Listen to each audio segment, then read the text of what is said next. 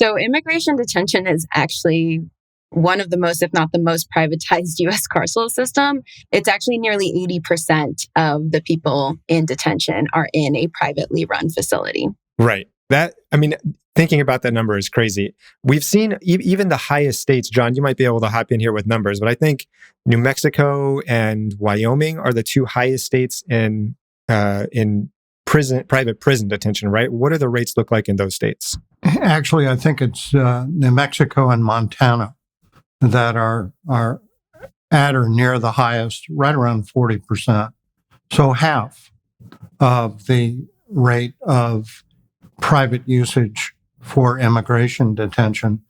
I think a couple of other statistics I've seen in more recent reports is that during the most recent administration, we had a 50% increase in the number of immigrants who were detained, and 91% of that increase went into private detention.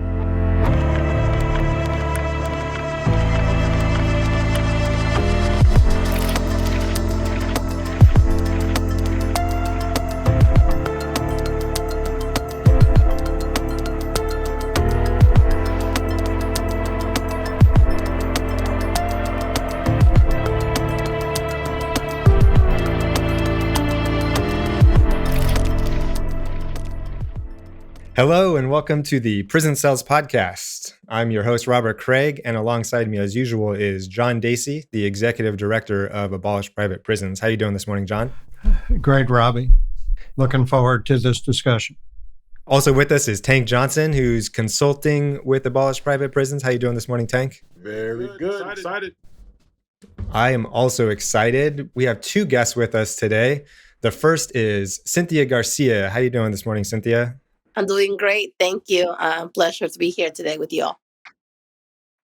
Yes, we're excited to have you. And finally is Gaby Viera. How are you doing today? I'm also doing great. Thanks for having us on the show today. Perfect. So let's just talk a little bit about what we're going to talk about today.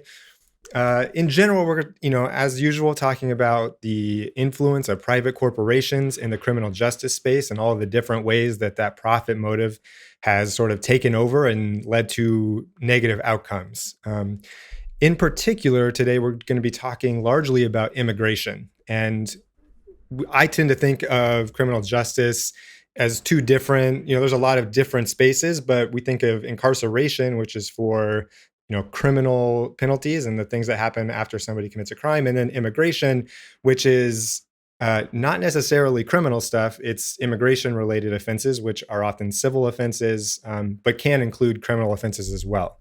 So before we get into the real meats of the private corporations and the profit motive, can you guys tell us a little bit about your work and what you guys are doing? Happy to get us started. So I work with Detention Watch Network. Cynthia works with United We Dream. And together we're actually the co-anchors of a campaign called Defund Hate.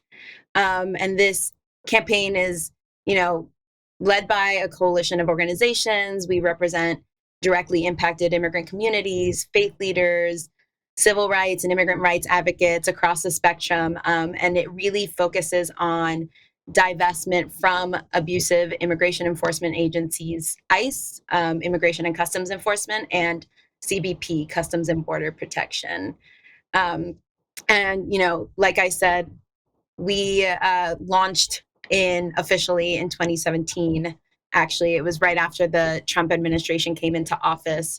And we found ourselves in a landscape where legislative and administrative protections were essentially out of reach, given the explicitly anti-immigrant campaign run by the new president at the time, as well as the makeup of Congress. And so, immigration advocates really had to step back and evaluate what interventions could be made to defend against the mass persecution of immigrants that we really anticipated and saw play out during the Trump administration in particular. Cynthia, were you going to add on to that? Yeah, no, I think Gaby summarizes beautifully what is the Defund Hate campaign. And I think the element that I will add is there was a very clear opportunity to target the funding and the expansion of detention and deportation because we knew the Trump administration would further weaponize all of the tools that existed, right? I think one of the points um, that are, and we'll talk about more broadly about what immigration policy and everything else looks like today. But we knew the enforcement machine had been expanding for many, many years prior even to Trump being into office. But we knew that this was going to be a tool that we needed to put a clamp on or a really like doorstop into because we knew the harm that this enforcement machine could actually do to our communities, not just in the area of protection, but how many people he was actually aiming to put through deportation proceedings and continue the fear mongering and anti-immigrant rhetoric that he ran and won on. Right. And previously, we talked about sort of the explosion of the incarceration state in the United States. And that sort of ramped up starting with the war on drugs. And all the way through the 80s, 90s, and 2000s, we saw drastic increases in the amount of people that were in prisons in the United States. Can you give us a bit of context in how that looks in the immigration space, which I know followed a slightly different path and slightly different reasons, but I think, as I understand it, followed a bit of the same trajectory? Yeah, definitely. So I think, kind of like you said, immigration detention, which I think, just to clarify, is the practice of incarcerating immigrants while they await a determination of their immigration status or potential deportation. And like you said, it's actually a fairly modern practice. Before the 80s, it was like very rarely practiced. And it during the 80s and 90s, it really started to take shape and stemmed from this broader obsession with incarceration as a catch-all solution to social problems. And so when the U.S. was, expanding its prisons, broadening the grounds for criminalization in the 80s and 90s, there was also a migration pattern. There was a new migration pattern taking place. There were Black migrants from Cuba and Haiti arriving to Florida in the early 80s. And that was actually the really first like large scale instance of, mass immigrant and migrant incarceration. They were actually detained at the Chrome facility in Florida, which is still a detention facility today that our organizations both work on to support to be shut down. And then in the 90s, there were laws that impacted the scope of who was supposed to be detained and really increased that. It happened both in 94 and in 96. The 96 laws were kind of, the really mass scale of impacting like the amount of people who were subject to something called mandatory detention, which is the practice or the policy that a certain type of person with a certain type of history needs to be detained, which is something that we both believe that agencies and administrations have discretion to not follow, as well as we try to undermine legislatively as well. But yeah, so it was actually funny enough a response. The 96 laws, the Anti-Terrorism and Effective Death Penalty Act, and the Illegal Immigrant Reform and Immigrant Responsibility Act, were in response to an act of domestic terrorism, but unfortunately had this like huge raging impact for non-UN citizens, as well as legal permanent residences who suddenly became really vulnerable to detention and deportation. Yeah, I mean, one thing I wanted to add is that, oftentimes when our government, they say publicly that they're changing rules and laws for, to combat terrorism. But as we can see, like we're finding it like the underlying thing is profit in a lot of cases, right? And they just kind of cloud it based on that. So, I guess my question would be, was it almost like when they changed the laws, they kind of like turned on like a monetization faucet, to get more money? So, I mean, I would argue, and I'm sure we've gotten in this podcast has gotten into in previous episodes, how that was a motivation throughout the 80s and 90s as well in expanding the system. But I would also really emphasize the other piece that you kind of referred to there, in which it was a really, really racist and xenophobic approach to, again, responding to these what felt like new concerns, which obviously were not really. But after the 96 laws, immigration detention began to expand. That's actually when Detention Watch Network was founded. And they were kind of kept around the 5,000 to 7,000 people in detention at any time for a few years. And when it really blew up was actually after the September 11th attacks. Again, I think we talk about it as this. It was part of the creation of this massive racist web of law enforcement infrastructure that was suddenly created in the name of national security, which included the Department of Homeland Security, which is where immigration enforcement agencies are housed.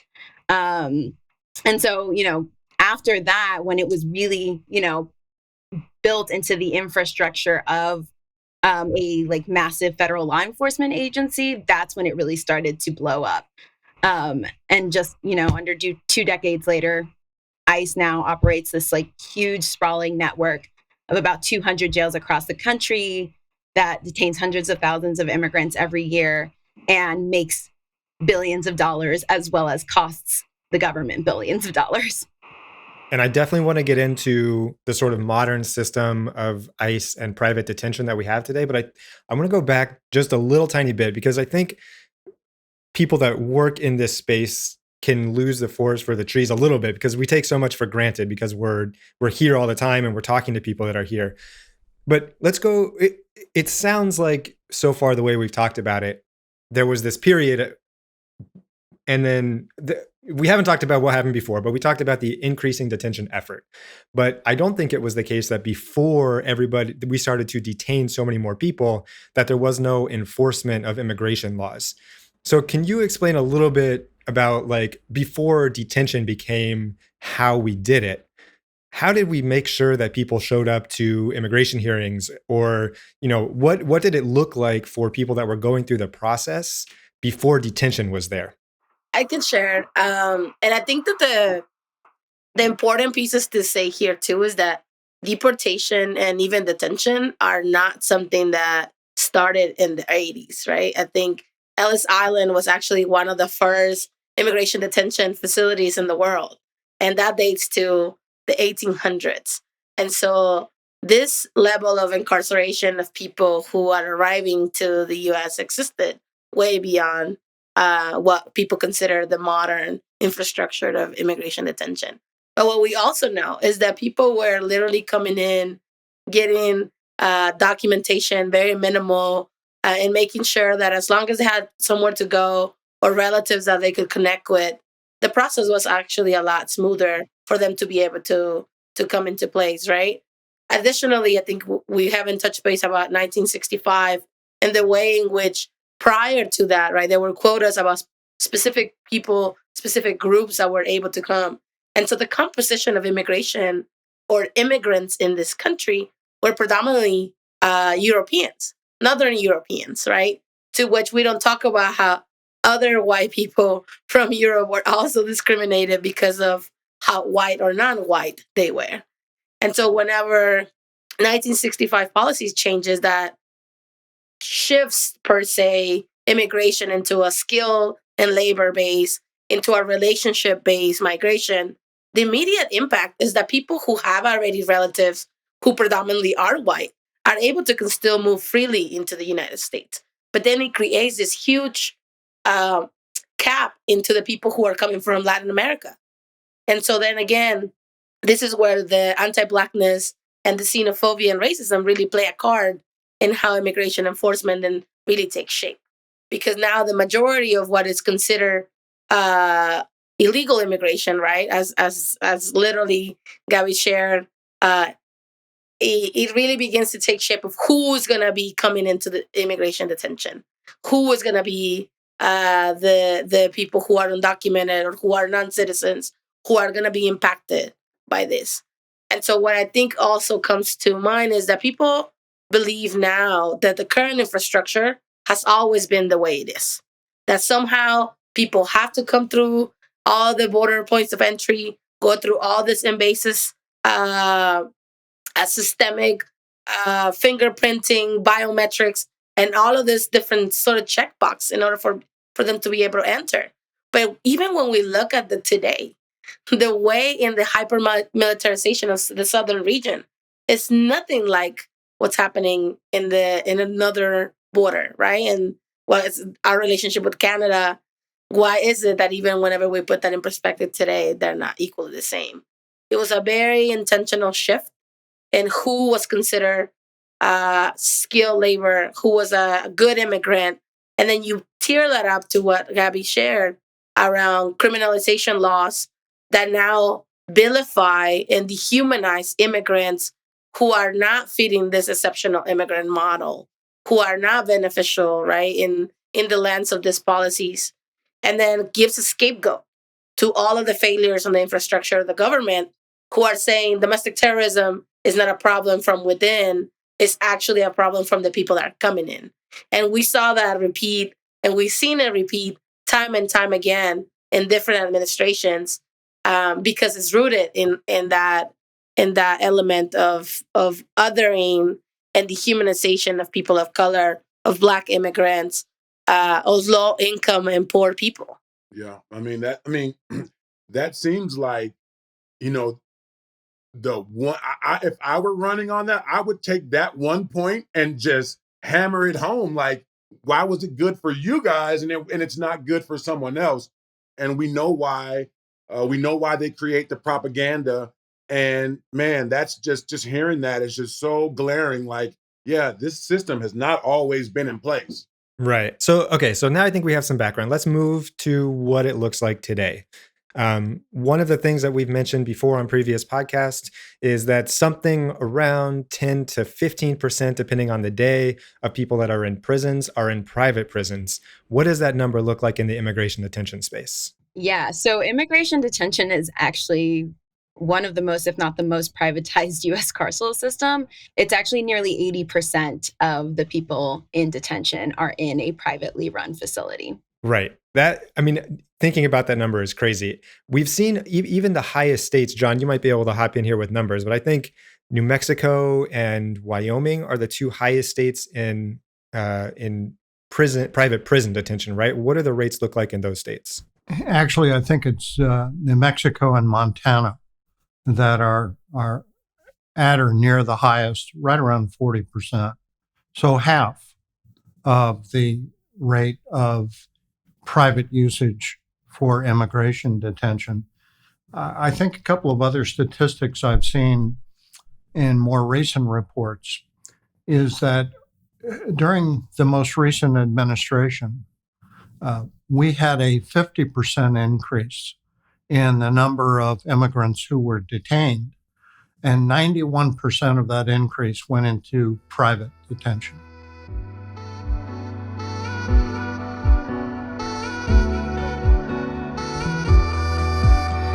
At APP, we believe the only way to truly end for-profit prisons in the United States is to challenge the constitutionality of private for-profit prisons in the courts.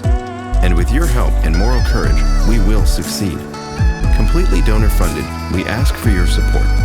Your tax-deductible contribution will provide vital funding for building the infrastructure necessary to win a fight of this scale. And every dollar will bring us one step closer to our goal of abolishing private prisons. Please join the fight today by visiting abolishprivateprisons.org and click the donate button at the top of the site. And of course, like, share, and subscribe to the Prison Cells podcast from wherever you listen. Now back to the discussion.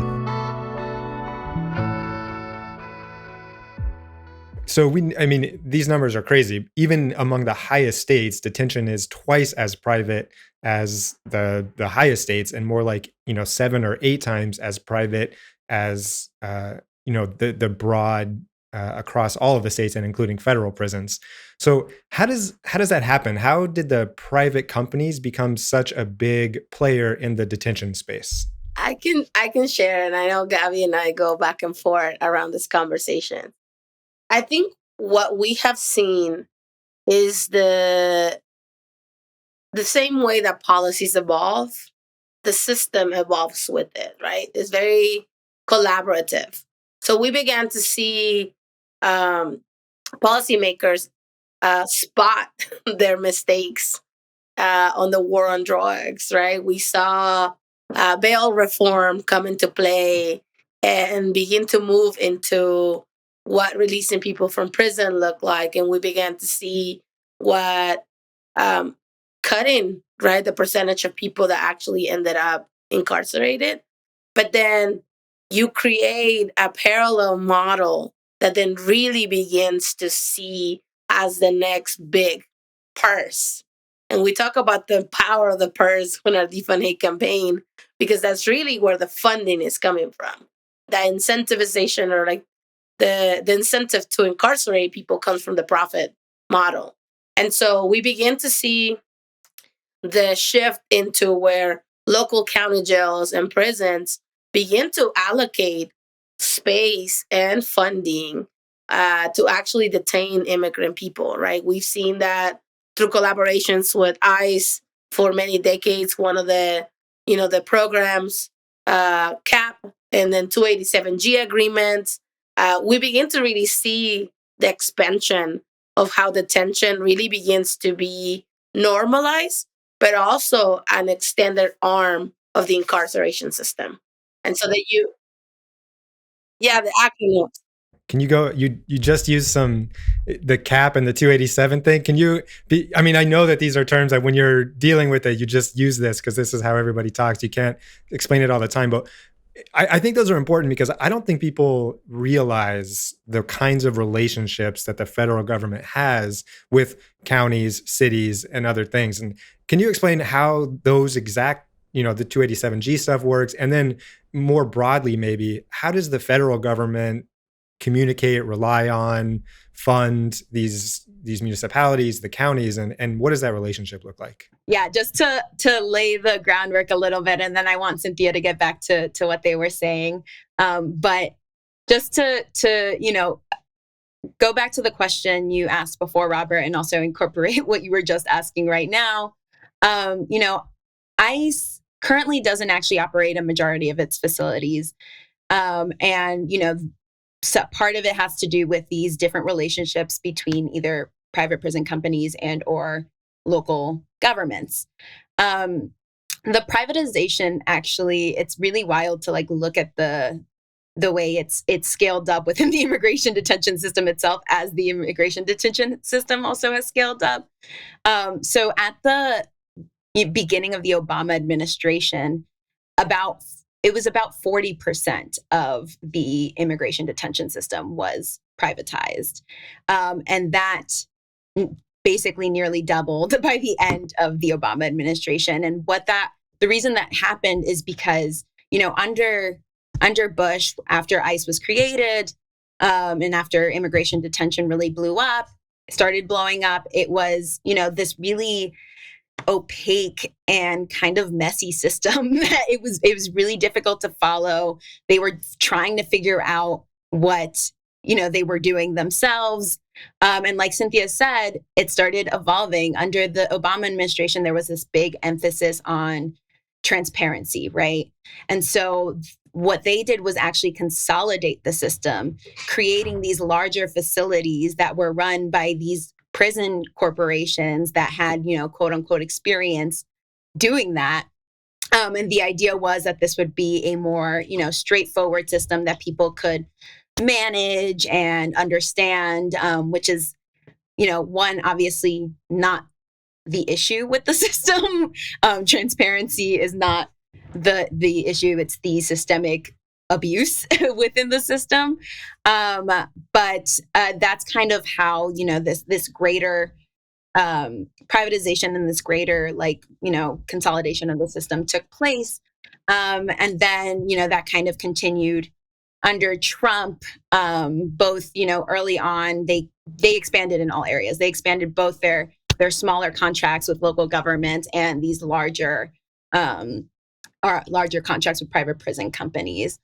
And so, that brings us to where we are now, which is, again, that ICE doesn't actually operate a majority of its facilities. It heavily relies on contracts with both local governments and private prison companies to manage both fully dedicated immigration detention centers, as well as local and state jails that dedicate a certain number of beds to detain immigrants for ICE. And I think, the major players, just to name in that arena on the private corporations front, are the Geo Group and Core Civic, though there are a few other smaller companies that have been trying to get in on the game as well. And, given this contracting model, the perverse financial incentives don't end with private prison companies. Local governments are also trying to, find ways to support struggling local economies and pad their budgets. And these, what they view as lucrative federal contracts, seem like a really viable option for them. But I also, and oftentimes actually those local governments will then also subcontract with private prison corporations to either provide services or to run the facilities for them as well. And that, again, provides these profit incentives. It also obscures accountability, and because, there's so many kind of hands in the pot. And at the same time, I just want to name that this doesn't always really, it often does not pan out well for the local governments. It doesn't, contribute the way they need it to contribute. And it doesn't, I think most of us on the call would not be surprised to find that, prisons are not the solution for helping your community thrive and helping to uplift your community. And so that's kind of, there's just these clear incentives at every turn to really be detaining more and more people. And I can dig into how that plays out more too, but I want to pause, toss it back to see if he has more stuff. No, I just want to speak to, the level of propaganda that goes into all of that, right? And so, you get these people who, they're just fixated on, particular networks, and it's just like, showing the worst of the worst. And, that goes a long way swaying the public vote, in terms of that. And it's almost like, who has to police the propaganda? Because, I mean, if you're supposed to be putting out information, doesn't it got to be somewhat real and true? Like, it's just a frustrating thing when you're watching the propaganda and you know what it's for. Great. Could either of you address the congressional quota mandate regarding immigration detention? I found that to be incredibly unique and alarming. So it's actually great that you mentioned that. So yeah, under the Obama administration, there was a mandatory quota instituted, which essentially required ICE to detain no less than a certain amount of immigrants in the detention system at any time. And that, I think, lived between 30 and 34,000 at any given time throughout the administration, or at least towards the very end. And it, there was a huge campaign against that quota, because as we've been discussing, there's no reason to view that quota. The framing is really what it's doing is viewing immigrants as an income instead of actually viewing them as human beings. And so, there was a huge campaign, the End the Quota campaign. And the reason I love that you bring that up is that was actually a kind of precursor to the Defund Hate campaign, because the quota was actually ended at the very end of the Obama administration. The campaign won, which was great, and then also backfired on us a little bit, because the quota was in some ways keeping the detention population around that certain number. And then we had the Trump administration come in right after that and just completely blow through the roof of that number. And, that was kind of the way we looked at it. The quota functioned through the congressional appropriations process, the funding process. And it gave us a sense of like, okay, this is a place where immigrant rights lords can really intervene. We can really dig in here to figure out how we're reducing this infrastructure, how we're, reducing the amount of people who end up in the system by attacking the funding that directs that. Well, to put it in perspective, can you imagine a town that tells its citizens at any given day, we're going to make sure we have at least 2,000 of you locked up in jail for criminal offenses? That's going to be our baseline to show that we're enforcing criminal law. And I think the background for the immigration quota mandate was that some in Congress wanted some kind of a benchmark to know that the Obama administration was enforcing the immigration laws. How do you respond to that? I mean, I think it's on retrospective today, right? We saw United We Dream actually was one of the first we launched one of the first campaigns calling Obama deported in chief, right? Because of the way how massively the extension of immigration detention and deportations were happening during its presidency. And I think that there is an incentive also on creating those quotas, so then the policies and the systems are operating so cohesively that you're always creating new determinations of who are the people who are going to be going into detention, right? I share about the CAP program, which is criminal alien program, and I hate the alien because it's as you share, right? It's propaganda to really dehumanize people. And then you have the 287G agreements that I shared, which is a program that allows local law enforcement to act as immigration officers and continue to expand the arm of immigration detention. So then you have a quota that says at any given point, this many people need to be detained. And then you extend policing power to then say, immigrants are criminals, immigrants are aliens, right? They're othering.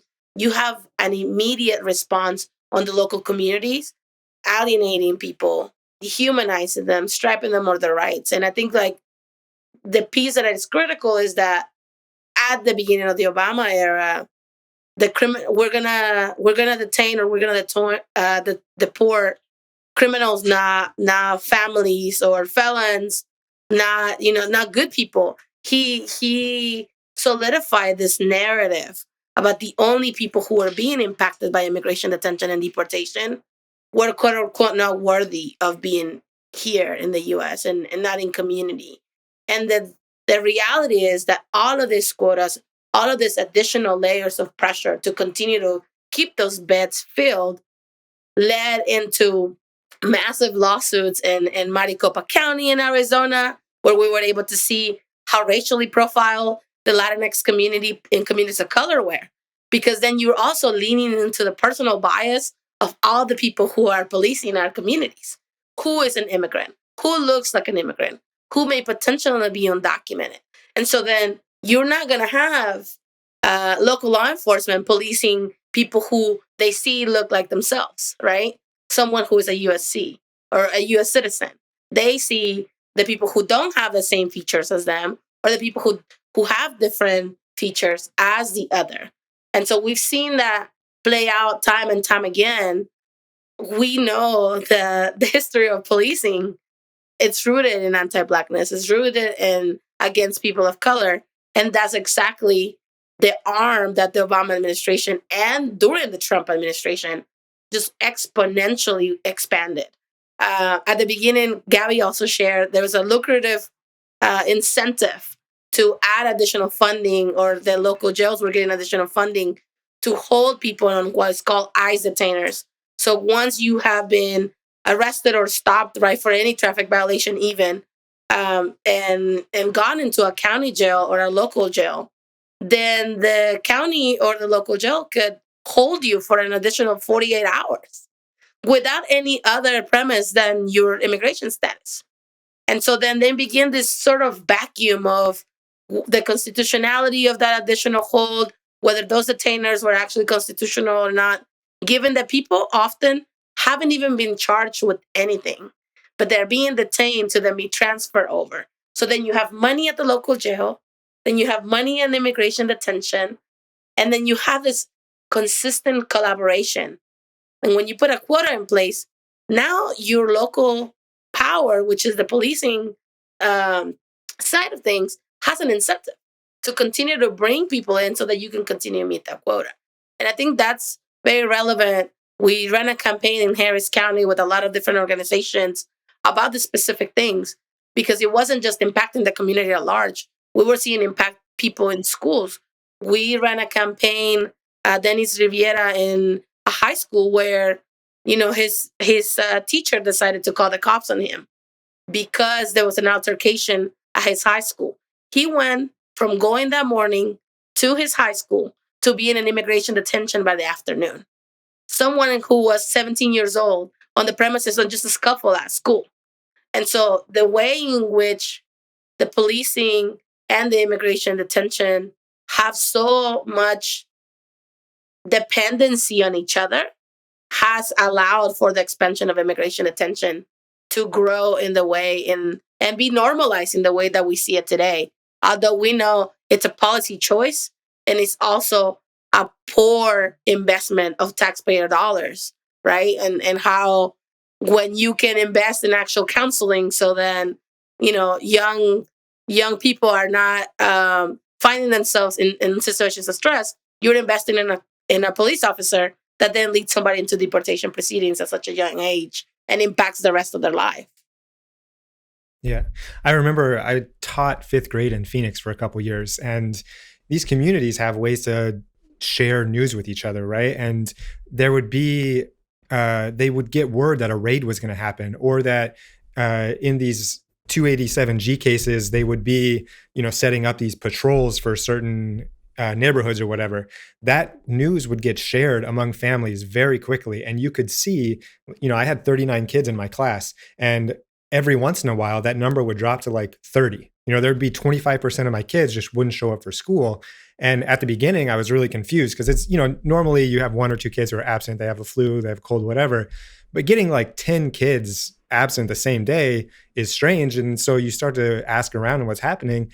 They would stay home because you can't risk driving. You can't risk going to school when these raids are going on. So, not only is it people that don't have documentation that are in the country, a lot of the kids were U.S. citizens, and even entire families that were U.S. citizens that looked different didn't want to risk getting pulled over, because I think everybody here has the feeling that, like, I get scared when I'm a white guy. I get scared when I get pulled over by the police because they can find anything. I mean, the police officers say, I'll follow you for 2 minutes and I'll find a way to give you a ticket, right? And then it can just escalate from there. So, these kinds of really stringent enforcement methods have these trickle down effects that go all the way, that affect everybody, and then it spreads out from there, right? Because if 25% of your class is missing because they're afraid to go to school, that disrupts the other 75% because the groups that you've set up are different, like the people that you're counting on to help you with stuff is different. So these the sort of pernicious effects of this financial incentive for the Maricopa County Sheriff's Office to do this kind of thing, it really just affects everybody in the community, not just any one particular person. And I just kind of wanted to, just speak to a larger point.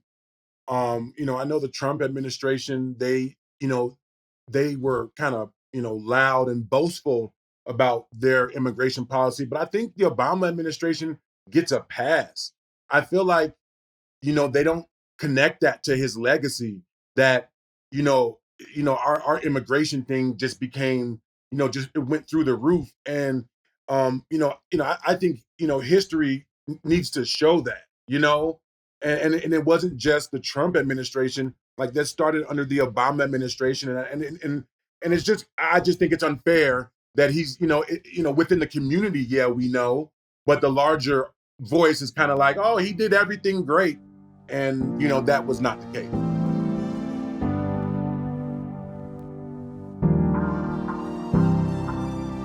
There are many ways to get involved with the Prison Cells podcast, build your moral courage, and help us eradicate for-profit prisons in the U.S. Visit abolishprivateprisons.org today and build the momentum of abolishing private prisons by working with an organization to pass a resolution in support of the cause. Get to know the ins and outs of how private prisons operate and why. Outside of the site, you can write your congressperson and shed light on this awful practice. As always, please like, share, and subscribe to the Prison Cells podcast from wherever you listen. Now back to the discussion. There was a story that came out of National Public Radio back in maybe 10 years ago regarding Arizona's Senate Bill 1070. Because of its racial profiling aspects regarding immigration enforcement. And Laura Sullivan, I think, was the NPR reporter who did a background story on where did the funding come from to get this bill through the Arizona legislature. And at least in her story, the conclusion was it was the private prison industry that was behind getting this bill passed, because most immigrant detainees would wind up in their facilities. Have you seen, and the kind of effects that bill had affected me when I was in private practice. I had clients that took care of people who were homeless, brought them in for meals. And I had a director of one program tell me, there are families that don't have transportation. We go out and bring them in for evening meals. Are we risking our own criminal liability if we know their immigration status and we bring them in? Well, it was another form of having to say, don't ask, don't tell. Have you seen these kinds of effects, not just at the national level, but at state and local levels as well, elsewhere? Yeah, and I'm happy to pass it to you, Gaby, but also I think what you're sharing, right? How do this legislation, or how do these bills come into play? And I think we saw that with the bill SB 1070 in Arizona, that really solidified the way in which immigrants were, the way in which immigrants were seen in the state as targets, right? And the bill really indicated that there will be an additional level of enforcement. There will be more detention and more removals of people. But I want to talk a little bit about ALEC. And ALEC is the American Legislative Exchange Council. And ALEC gets a pass. And a lot of our politicians who have actually been the leading drafting politicians of this similar rhetoric around extending private detention and immigration enforcement in different states.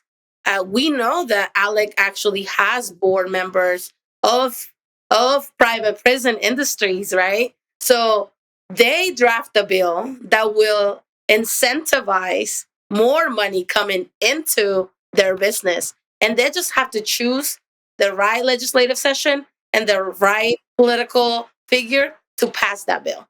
So we saw Arizona SB 1070 come into play. It passes, then we begin to see that in SB 4, which is in Texas. And then we saw this same language, same bill replicated in Florida. And so that you begin to see that they literally have type your state here, type your name here, sign, pass. It's a very cookie cutter. This is how we expand our power at the local level. And so then you have all of this additional money that it's sort of like, I'll give you this percentage for you to pass this legislation. And then I know that the rest of the revenue is coming my way. And that goes again in the way in which there's so much funding that goes into the privatization of detention.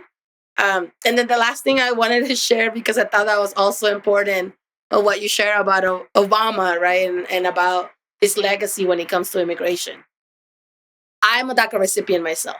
So I am hyper aware in the way which the Obama administration really utilized the passing or the winning of DACA as a self-victory, not as a pressure and campaign of multiple young people, different organizations that were really calling him out on the number of deportation and removals that were happening, right? And even then, he came out and said, okay, we've protected less than 1 million people. Let's now turn this raging machine against the rest of the population. Really solidifying the exceptionalism of what the DACA kids and the Dreamer narrative came about.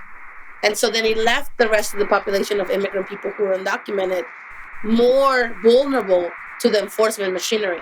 And now we have a new administration who writes off the win of protecting DACA and bringing DACA into life, almost admitting the last 40 years of nonstop court-to-court attacks on DACA, to which the federal government has done very little to actually protect. The immigration and immigrant rights movement has split all of its resources, really defending a protection that has been temporary. This year will be the 10th anniversary of DACA coming to life. And I can tell you, as someone who benefits from the program, how exhausting it is to continue to be the token dreamer we should get individual. We should get shirts that say G thing. Yes. Yes, right? And so I think it's critical because they weaponize that narrative to further push that anti-immigrant agenda with the felons narrative, with the way in which the rest of the community was just targeted. And they've been able to write off protecting young kids, protecting dreamers, quote unquote, as the political agenda that has actually sort of put a veil in front of the reality of what was happening during his administration and what is actually the reality of today under the Biden administration. Because we're seeing the same narrative come to life. It's like we watched that movie before and somehow this feels like season 2, right? And it ain't no better. Could you perhaps talk a bit about what it's like to be a dreamer? What does it mean in terms of your status in this country?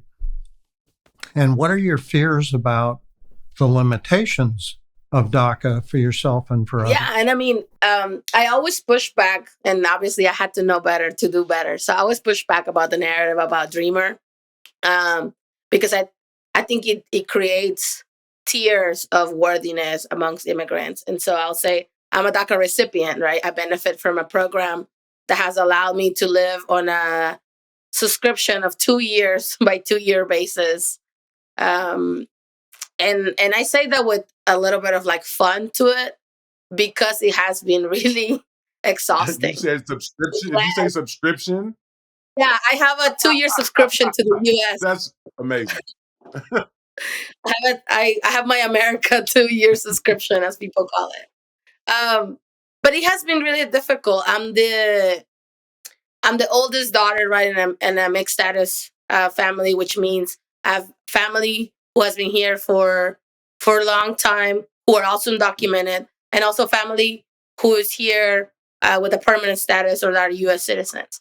And so I'm the oldest immigrant daughter with DACA. My sister also has DACA, and for us, it was life-changing when it happened, right? Because we were able to get a work permit. I was able to drive, and in Oklahoma, even a traffic violation of not licensed meant I was going to end up in a county jail where there's 2 ICE agents literally interviewing people as they come in, right? So there was an an instinctive change in the way that changed the way I like interact even in my community. But the reality too, right, is that it brought a lot of different fears. I actually didn't apply to DACA until 2013 because when it first came out, I said, me trusting the government with all of my information? No. And that's real, right? So many of us live with this stigma all along of like, the least you stand out, the easier it's going to be for you to fit in this areas where you're not just sticking out because of your accent, because of not having a license. I remember going to high school where they were teaching classes for your driver's license and I didn't have an ID. And so like, even trying to go to college, I literally got kicked out of college because I didn't have a social security number. So there are a lot of challenges that DACA did support with, but there's nothing that actually happened in a long term, right? It has been an ongoing 2 years, paying for renewals, not knowing if for any reason or another you actually fall out of the requirements to be able to reapply. And so I think this was a temporary solution that the federal government and different administrations have now utilized as their scapegoat to not pass any pathway to citizenship that actually impacts the larger population, the over 11 million people who are living in more dire conditions because of the lack of access to all of the things I mentioned, right? And I know people tend to really lean into the work permits and into the school and higher education, which is what people feel most comfortable in. But the reality is, during the pandemic, we have seen the areas of that multi-layer and multi-issue that impacts immigrants, right? We don't just exist within immigration. We exist in the healthcare which our people did not have access to, right? The lack of testing, the asking for IDs or driver's licenses when trying to access testing. We saw that in the stimulus packages that excluded mixed status families and left completely undocumented families out in the cold on their own. We've seen this in the labor movement where right now people are being exposed to all different dire conditions under a pandemic that literally has impacted the globe. And so I think that it's an exacerbation of the need of why we need to pass something permanent and that protects the millions of people, not just the caveat of who are the exceptional people in to the government. Yeah. And just to loop this all back to also why the Defund Hate campaign exists and why we as organizations put so much energy into trying to shrink and attack the enforcement system is because, temporary protections at the end of the day, you are still, despite what protections you have or what your status is, you are still vulnerable to detention and deportation because of this mass enforcement system that we have that is so hell-bent on enforcing a punitive response to migration. So it can be any misstep if you have protections. If you don't have protections, like John, you said earlier, even if you are a citizen, even if you have status, but because of policing biases and aggression, like could end up being impacted by the enforcement system. And so that's why this work is so important, and like making sure that, alongside whatever legislative solutions that we're fighting against, we're also looking at how we are chipping away at these systems that actively bring harm to immigrant communities is so important. Well, I just got a quick question. What do you say, Gaby and Cynthia, or how does it impact your efforts when you do see people come over here, commit violent crimes and things like that? Because we all know, we're all adults. We know like nothing's ever 100% either way, right? But like, how can you speak to how that counteracts your efforts, or like how does that affect you guys? I mean, I think what it's relevant to say, right? We talked a lot about whether people are, or how the system itself has utilized what people are worth on the basis of their moral standing and all this other layers. But I think that the central piece for us is that ultimately we're talking about human beings, and people are able to commit harm, be harmed, but also heal and be part of community while they're going through that process, right? And so when we think about immigration enforcement, we also see it from a lens of what does the incarceration system looks like, because they're also so intertwined, right? And it's a punitive system. And so regardless of whether, one person does have a criminal record, right? I know that for a fact, as we continue to move through this work, we are moving into more of an abolitionist value that allows people to be able to continue in community as they are going through that healing process, as they are going through that repair of harm that may have occurred. And this goes back into the propaganda we talked about before, right? ICE does this very well. They put reports out of how many people they have detained through different criminal stings or whatever they love to call or label, but they're actually using that as a fear mongering tactic, right? We want to create this narrative Right. Like of how many I people. understand that, like, yeah, that we know that exists, right? And I'm just, like, I'm just wondering, like, if you see it on TV, are you just like, come on, guys, like, you're messing up my efforts here. So, I'm just, like, it's just like, damn, get it together. I'm just wondering, like, does it individually impact but yeah, you answered the question, and I understand it.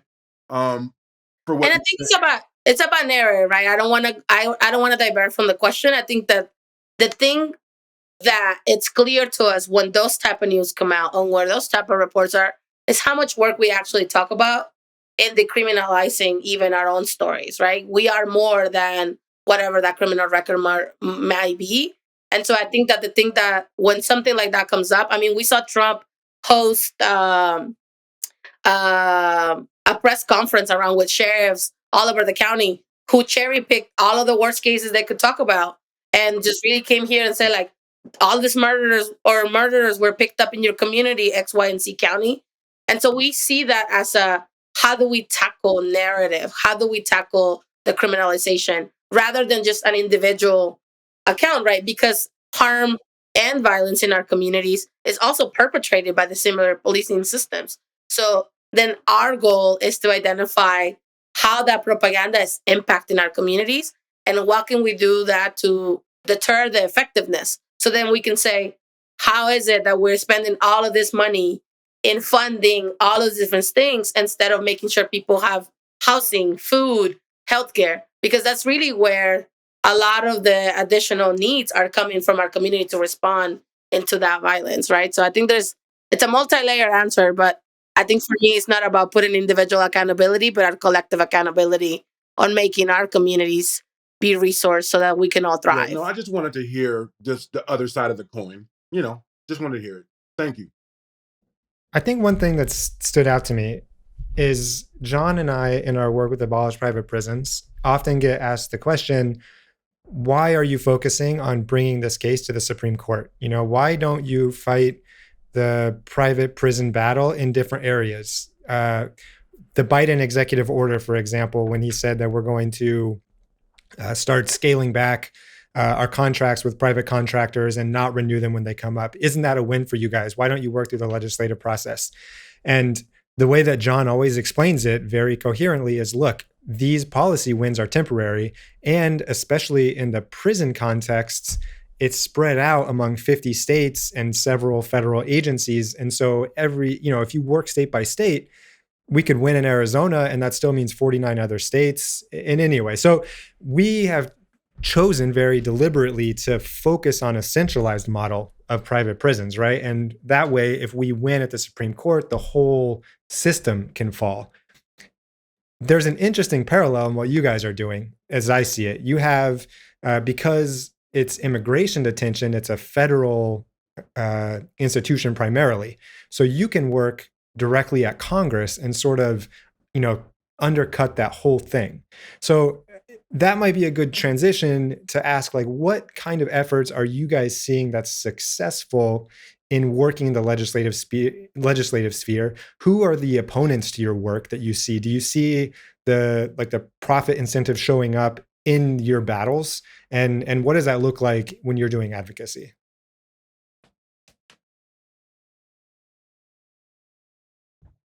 I can definitely start, and then I'm sure Cynthia will have a lot to add.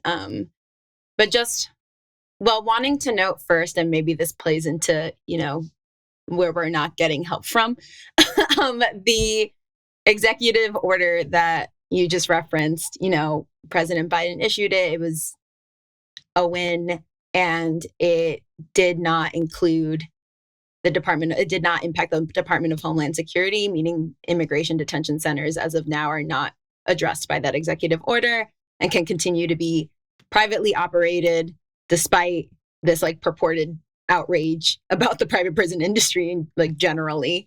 And actually, since then, there have been former private prisons turned immigration detention centers, which is actually something that a pattern that we've seen happen over the last few years is actually, former prisons turning into immigration detention centers and vice versa, and which obviously really undercuts community wins. And so I think that's, that's another reason that talking about these things together is so important, and why we need to have actually multiple strategies to get these facilities actually shut down and not just, closed in one sense and then opened up to incarcerate a new population of folks. So wanted to name that, but, in terms of the legislative efforts, obviously I'm going to talk about our campaign. Defund Hate we view as a very viable solution to some of the issues that we're seeing, or a very viable strategy, because appropriations needs to get passed every single year, right? It's different from legislation in that way. Legislation can exist for years and years on end and never even go to a committee for it to be marked up or anything. But appropriations needs to happen every year. They need to fund the government every year. They need to fund the Department of Homeland Security, ICE, and CBP every year. And so, for us, that's a really clear method of attack. And the profit incentive is obviously really huge in that sense, and what Defund Hate tries to make clear is that these are our taxpayer dollars at work. So, the government is using our money to run and contract for services and operations at cruel and unnecessary detention centers, which creates profits for entities that will then reinvest in political commitment to continuing those practices, which then continues to cost people paying taxes while they're being told that the government can't afford to provide access to low-income healthcare, right? And now, obviously, there's an entirely different slew of issues and characters that come into play on that front. But, what we try to do here is really attack this false and historically white supremacist narrative of scarcity that the government uses as an excuse to prioritize mass policing and incarceration over the services and social care that actually contribute to the well-being of our communities. And I like to actually point to one of our partners here. We try to connect with allies across the progressive movement that also kind of have this similar approach of trying to, what we call the divest invest framework, trying to defund systems and break down systems that cause harm while building up systems that actually, uplift and support our people. And the National Priorities Project is one of our partners. They have a really incredible resource. They work on military funding specifically, but they are part of the Defund Hate campaign and have a really incredible resource that illustrates kind of what these trade-offs look like, right? And so you can essentially plug in different government budgets that fall into broad categories of militarization and policing and incarceration and see what important services those funds could actually afford. And so, for example, there were about $24 billion spent in fiscal year 2021 on ICE and CBP collectively, two agencies that, were created less than 20 years ago and are consistently being investigated for human rights abuses. And that money, that $24 billion, could have paid for 2.73 million public housing units last year instead. And so it's a really awesome resource. But that's kind of the approach that we take, kind of building on what Cynthia said, and also like why we view this as like a really like, again, viable way to try to reimagine the system through this, divest invest lens, which definitely want to acknowledge is, a borrowed framework from many other allied movements that use defund tactics as a way to reimagine and redefine government systems, including, movements for Black liberation and for climate justice and anti-war campaigns.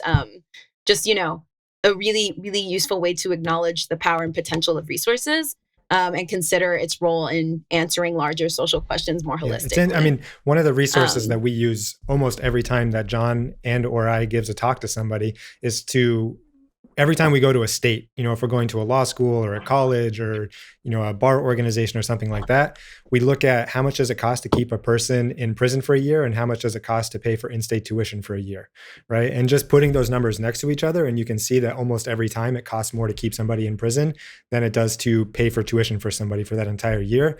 I think showing those numbers to people is like a stark thing to be like, these are priorities that you're making a choice to. Right now, as we're recording this, we're considering a huge funding bill because of a war in Europe, or a potential war in Europe, right off the heels of a big Democratic platform priority not getting passed because there wasn't enough funding, right? And it's interesting how you always hear when it's progressive spending causes that people want to criticize. You hear about things like inflation and taxes and the national deficit and all of these things. When it comes to things like incarceration or immigration detention or war spending, nobody says a peep about any of those things, right? And I think having those, putting those things next to each other and say, here's what you could spend if instead of detaining somebody for a year, you could put 3 kids through elementary school or whatever, those numbers can be helpful for people. Yeah, and we actually did a small scale survey. So at the beginning of last year, right after the Biden administration came into office, we put together a report of sorts called Beyond the Enforcement Paradigm, which was essentially a proposal for a transformative budget on immigration spending. It was, kind of just intended to outline what fundamental shifts we need to make to eradicate our reliance on law enforcement to respond punitively to migration, and hopefully create a really reality where, transformative change can actually take place for a more just immigration system. And part of that project was actually doing a survey of some of the communities that we represent and that we work with to see where they'd want to see funding invested. And so we worked with so Detention Watch Network is membership based. We connected with a few of our local member organizations, and worked with them to survey folks in their community to see, what kinds of things they would want to see investment in. And of course, incarceration was not on that list at any point. We saw people want, community care clinics and job opportunities, education, and even things like environmental protections, infrastructure. Like, it was just this broad array of community centers, of things that, they saw as actually useful for their community. It was like over 90% of people talking of that were surveyed talking about, these broader, social focused social focused structures, rather than any kind of, incarceration infrastructure that is at no point actually helping the community thrive. And so, that was helpful for us to illustrate as well. Like you said, this is what people really want to be seeing. And this is instead what we're spending billions and billions of dollars on each year. Do either of your organizations have something you can refer listeners to that your organizations regard as this is what sensible immigration policy and enforcement should look like? It seems to me that that's sort of a big question that underscores everything we've been talking about. I mean, I think Gabby shared a little bit of the transformative budget as one of the starts. I think that another layer is with the Defund Hate campaign, right? We have multiple organizations that are also pushing for different agendas around like what does freedom of movement means for our communities. Because one of the questions that always comes up is what is enough enforcement, right? And I think that as long as we continue to see migration as something that needs to be penalized or that only has a punitive approach, we will continue to fall again into the cycles of detaining and incarcerating people rather than creating that freedom of movement, right? There is very little limitations about how literally anything else, how commerce, how goods move throughout borders. But then when it comes to people, there's always this very clear way on how much we're trying to stop migration. And I think what I would share is that the reason why for us there's not a humane enforcement infrastructure is because we know that immigration is going to continue to happen because of climate change, because of scarcity of resources happening all around the world, right? The way in which the pandemic has exacerbated the needs of actually funding life-affirming resources versus continue to spend the money and what it means to keep enough people out and keep enough people in. I think that, Robert shared this, when it comes to resources that actually benefit the community, we are always broke. There's never enough money. There's never enough funding.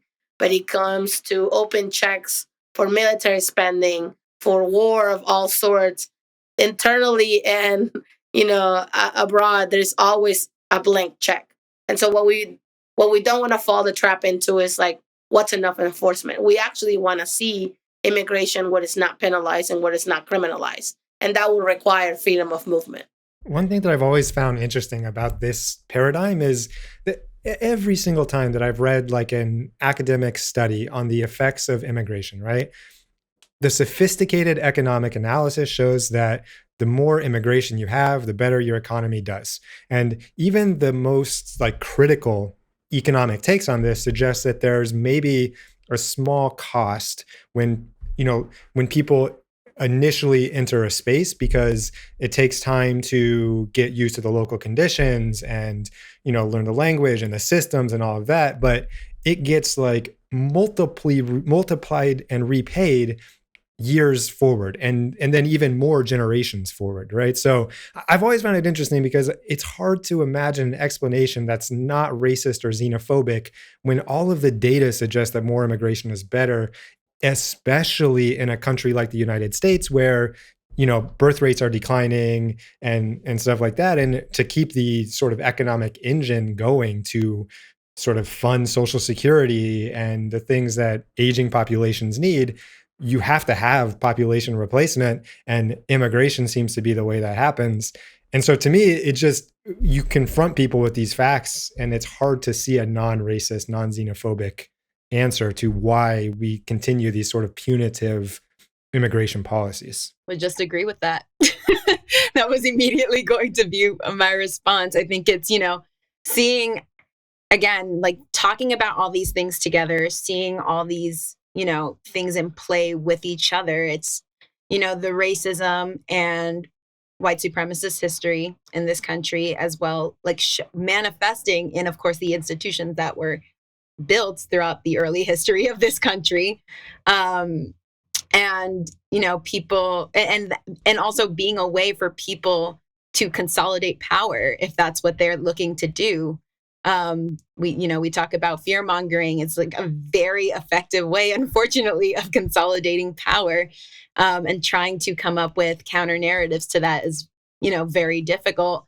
And so it's those pieces playing in with all the profit incentives we've been talking about, and playing in with the already massively existing infrastructure and lack of just understanding, I think, really of what these systems mean, what they look like, who's getting caught up in these systems, and like a purposeful, again, with the mainstream rhetoric, a purposeful in many ways attempt to keep people John, in the do you have US anything in the else to add dark for on me? what the I think government is these actually parallels have been doing. really interesting, and we've been talking for 90 minutes, so we could wrap up. Is there anything else that anybody wants to add, something that we've missed or anything like that?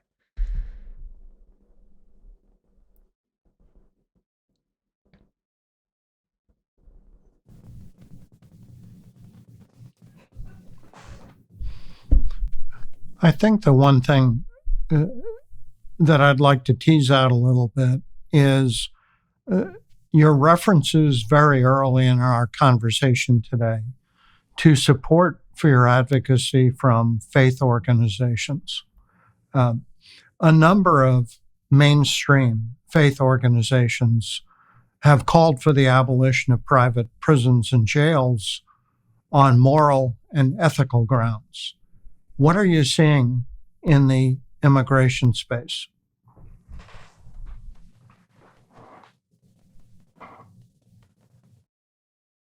I mean, I think both Gabby and I can speak on this, but I think we're seeing similar energy and a recharge of energy of what is our clarity when it comes down to the vision that we have, of demands that we have been making. I think that during the last few years, we saw abolish ICE as a very trend and very common part of the movement space in demanding, right, the abolition of the agency itself. But I think that the more that we engage in how every other level of enforcement and policing really plays a role into immigration enforcement, I think the immigration space has actually leaned even more into that abolitionist framework.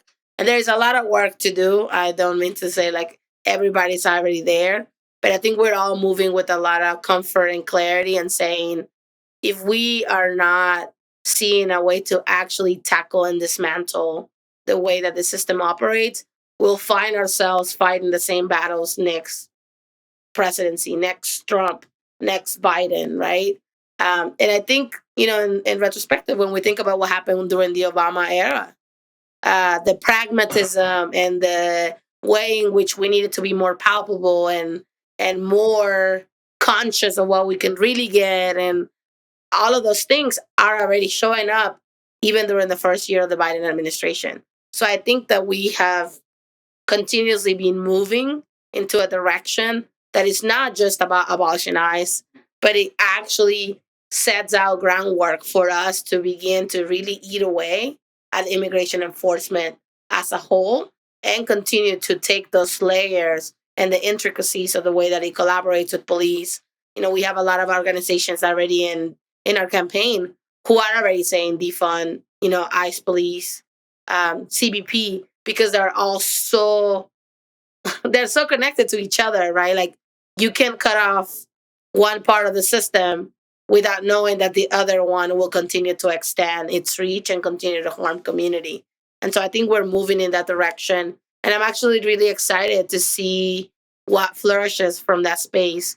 I think that, I've always talked about how Trump was not the issue. He was a symptom of what has already been as people call it, right, the belly of the beast type of thing.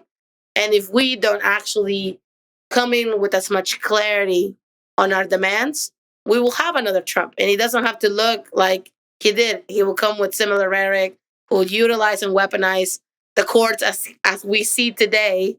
And he will continue to hit us from every available resource and tool. So we have to also get sharper and clearer in what we're asking for.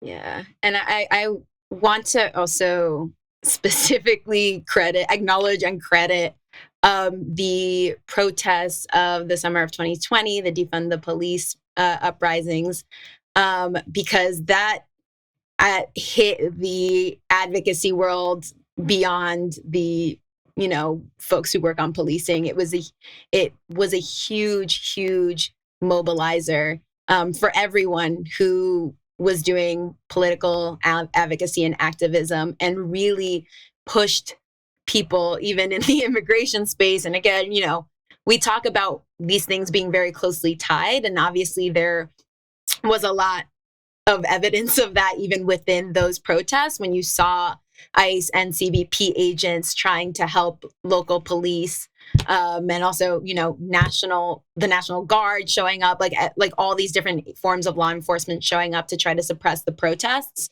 But even just in the bold commitment and vision that time offered to all of us who were doing this work, made a huge difference and moved a lot of organizations along in the work that they were doing, closer to what an actual vision where people can move freely, can live freely, don't have to fear enforcement, being targeted, or incarceration could actually look like. And so definitely want to name that as something that happened and had an immense impact, and also is we're trying to do our best to really maintain that that energy and that progress, because like Cynthia said, it's really easy when a new administration comes in that's not this immense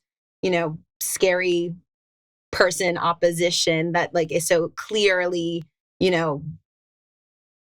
spewing racist rhetoric that aligns with their policies. It's really easy to then fall back into old patterns. And so I think, as two abolitionist organizations, as well as leads of a campaign that employs defund tactics and is really, we're really doing our best to live up to the high standards that were set and have been set for many years. Yeah, I think it highlights how important that kind of rhetoric is, because as Tank mentioned, and as you both were mentioning, you have a purported ally in Obama who was incredibly sophisticated at using language and saying positive things, but the actual policies that happened were, approximately as bad. So it's the kind of importance of rhetoric is just, it's crucial to that kind of thing. And it's on both sides. You can either, whether it's positive rhetoric or negative rhetoric, really paying attention to policies is the important piece. So if people are interested in the work that you guys are doing, where can they find out about it? We have a website. The Defund Hate campaign has a website. It's defundhatenow.org, where we have a ton of resources for folks to actually be able to dig into what the appropriations process looks like, is something that we really didn't go into here. But understanding that budget and appropriations can be a very complex and opaque process, and I again think purposely so. And so we have a lot of resources that breaks down the process, and also highlights where we try to intervene as a campaign and want folks to plug in as well. It has, a bunch of our materials from the last few years. We also have a petition, an ongoing petition that would be awesome to get more signatures on, as well as other actions that folks can take. And so really encourage people to check out the website. We have an Instagram page too, if you want to follow Defund Hate campaign. I don't know if there's anything else you want to flag, Cynthia. No, I think, you shared, right, the best way to connect, and also wanted to share that as we're coming into the beginning of the year, we're getting ready for what is the peak of our campaign. As the presidential budget will come out. We're still running. I feel like people within our space know this, but a lot of people outside of the immigration movement aren't aware that we're still running into Trump's funding levels of enforcement, which means that we're still operating under his budget. And it's another of the failures, truly, of the Biden administration of saying the rhetoric is that immigrants will not be harmed in the way that they were, and that we are into 2022 still running a Trump budget. And so there are a lot of exciting things coming in regards to the campaign on ways for people to get engaged, people to contact their members of Congress to make sure that Trump's budget level fundings don't continue to move forward, and that we are actually holding them accountable for cutting fundings for these agencies. And so, there are trainings and resources that Gaby shared, but there also be a lot of other engagement opportunities as we begin sort of one of the peaks of the campaign that will allow us to continue to hold our members of Congress accountable for what they're voting yes to and what they're actually saying yes to in regards to funds, right? We've heard there was not enough money for multiple things during the pandemic, but then we see now what is the funding going to go to. So I think it's critical that we continue to engage, not just in the federal process, but also locally, how we're identifying ways to continue to push back against immigration enforcement expansion. And as usual, you can find Abolish Private Prisons at our website, which is abolishprivateprisons.org. Tank, John, any final thoughts from you? Very good discussion. Thank you for speaking today about very important things. I enjoyed the conversation. No, I think it's been a very good discussion. Yeah, Thank you so much for giving us the space. I'll just finalize this. Thanks, Cynthia and Gaby. Thanks for joining us so much. And, as usual, it's really important to, wherever you get the podcast from, to hit the, whatever it is, the like button, review it, leave 5 stars or whatever, and share it with your friends, because I think working in the space, we realize how important it is to make other people aware of the issues that we're working on. And we really think that this podcast can share the word about some of the issues that people are working on throughout the criminal justice reform space. So thanks everybody for tuning in, and we'll talk to you next time.